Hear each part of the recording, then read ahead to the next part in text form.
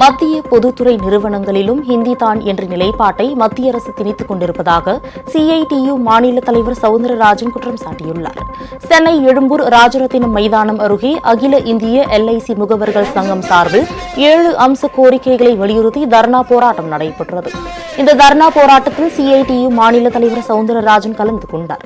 முகவர்களுக்கான புதிய கமிஷன் முறையை ரத்து செய்ய வேண்டும், குறைந்தபட்ச காப்பீட்டுத் தொகையை 1 லட்சமாக குறைத்திட வேண்டும் என்று கோஷங்கள் எழுப்பப்பட்டன. பின்னர் செய்தியாளர்களை சந்தித்த சவுந்தரராஜன் எல்ஐசி இணையதள முகப்பு பக்கம் ஹிந்தியில் மாற்றப்பட்டதற்கு கண்டனம் தெரிவித்தார். அந்தந்த மாநிலத்து மொழியிலேதான் அந்தந்த மாநிலங்களிலே தொடர்புகள் வைக்கப்பட வேண்டும். அவர்களுக்கு கொடுக்க வேண்டிய தகவல்களை அரசு கொடுக்க வேண்டும். ஆங்கிலம் இருக்க வேண்டும், இங்கு இருக்கிற தமிழ் இருக்க வேண்டும், அதோடு சேர்த்து இந்தி என்பதுதான் ஏற்கனவே இருந்தது.